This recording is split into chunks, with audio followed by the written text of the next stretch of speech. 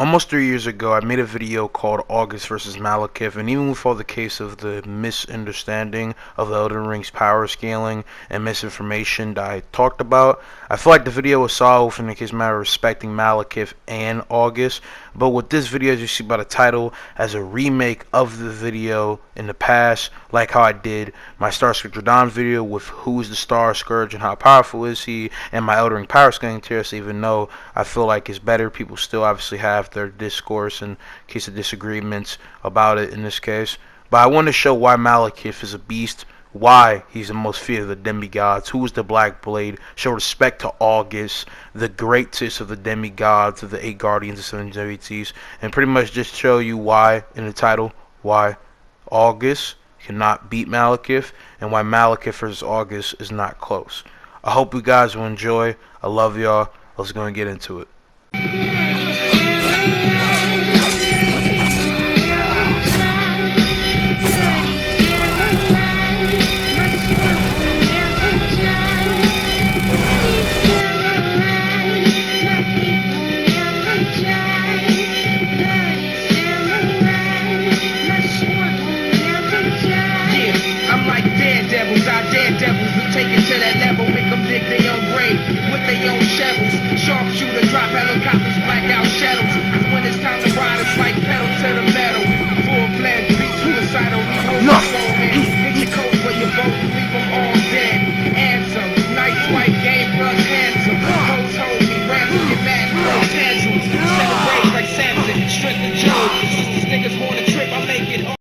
Malekith, like other characters in fiction, has to start with his origin. Malekith is the half-brother to Queen Marika, the Empyrean turned goddess of the lands between.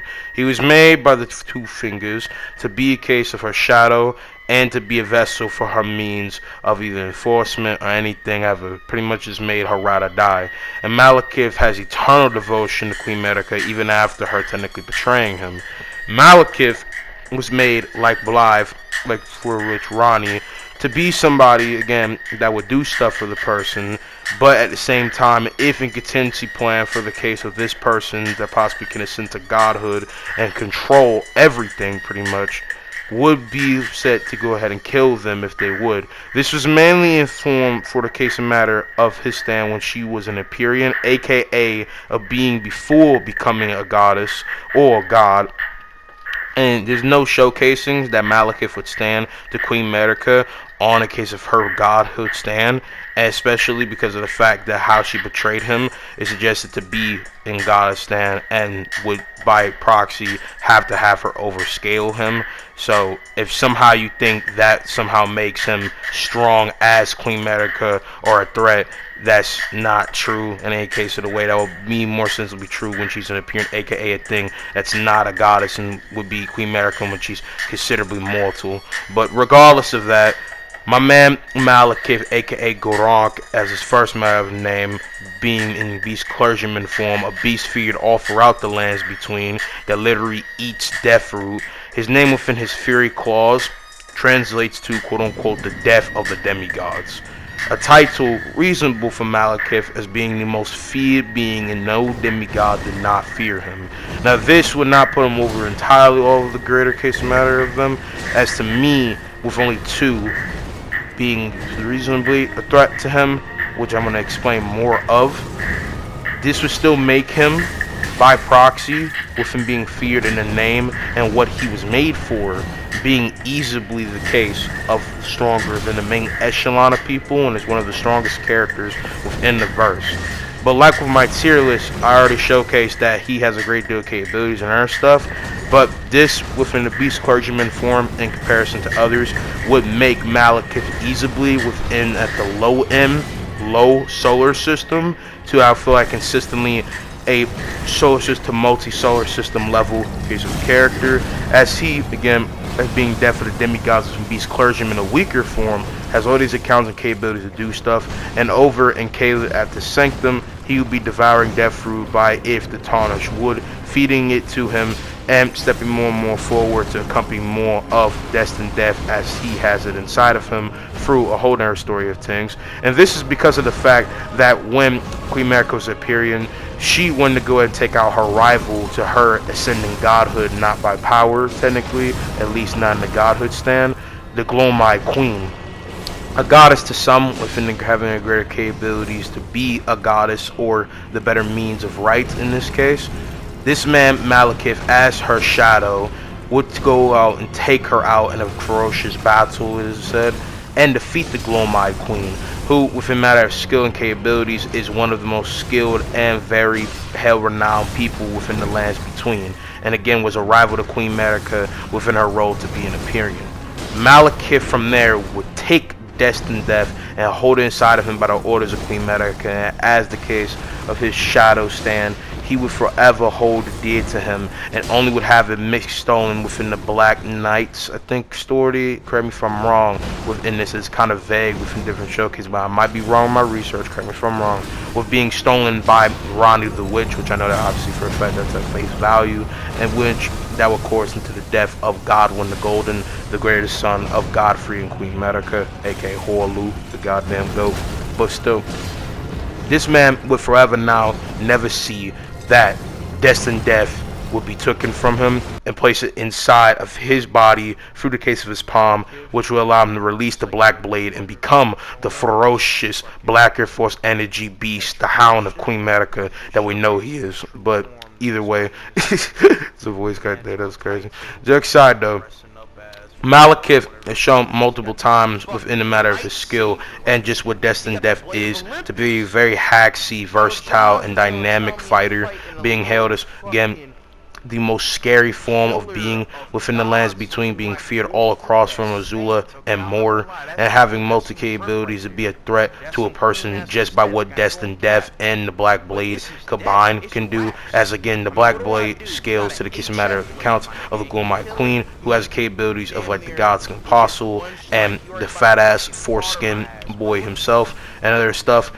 But what Destined Death does on a greater level, simply put, is it makes the case of pretty much a person that walks in death or has died before pretty much be decayed from the inside, and with a later on be able to destroy a person from the inside with a very acidly death-defying case of thing. I can't really explain it more from there unless you would read, and I have some kind of scans that represent the case of it, but more or less by gameplay and what it's shown, Destined Death is a powerhouse of a thing that allows for the multi-case domination of a person from the inside and out, and it was used within the means of teleportation for the Tarnish to get to the case of Lindell, leaving from Azula, and it's a very powerful hack-seed enchantment that allows people like Malekith and others who have a little taste of it, or even just have it because they killed him in game, to do a lot of hacksy things. And he is a very versatile character, like I said, and very good with the Black Blade.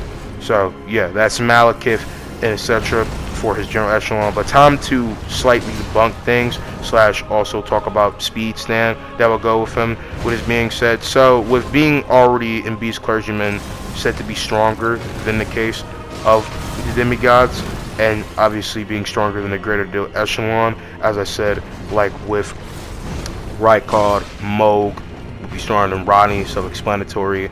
All the greater deal of them, every form of demigod. Then I would smoke with him.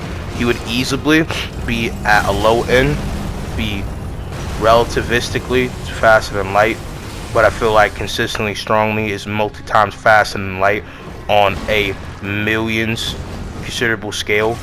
But the reason why I don't think he is stronger than Malenia and Starscourge Radahn, both in their primes, is simply because of fact of three things with them. Prime Malenia and Prime Radahn, I feel like, have the hacks capabilities that have been hailed to a higher standard, as I don't know how people feel about it. I think they're very contingent from what has been seen, but most people, I would say, believe that Scarlet Rot has a higher output of capabilities and hacks more than Destined Death.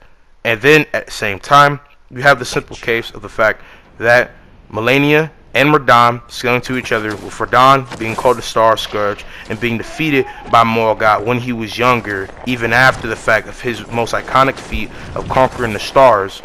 This man, Radon, being older and showing a greater grasp of his capabilities, especially with the control of these stars on a multi-case constitutional level, as going to stars at the speed that Radon has to then be able to crush them and then perceive stars to then full-fledged control them and use them in possible combat would make this man multi-times in comparison to how things are, hundreds of thousands to millions of times plus faster than light, which is massively faster than light in general.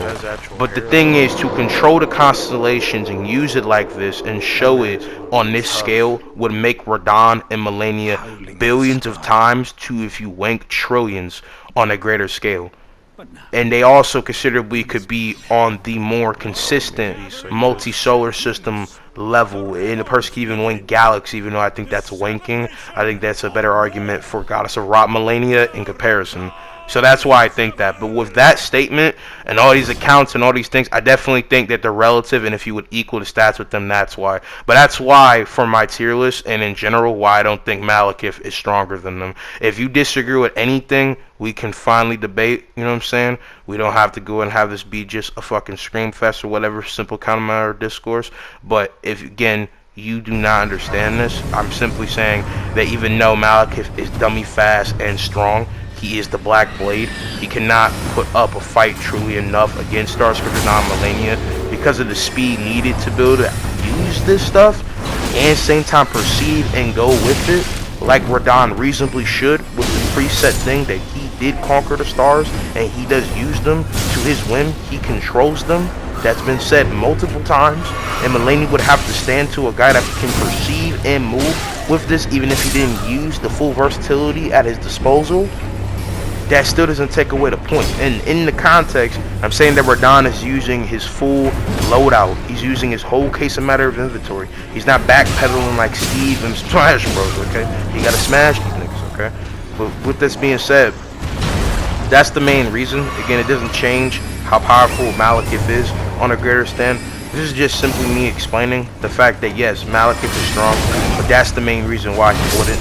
And simply put, there's not any consistent strong scale for Malekith to be this and this and this and that and the third, because again, he doesn't have the speed, doesn't have the capabilities. Goddess of Rot should be self-explanatory to override. There's no reason. There's a lot more I can debunk within my video, but simply put, like always, without going on a tangent, if you disagree with anything that I say here, please stop just spouting mad in the comments. You can do that. That's by your own prerogative. I can control you.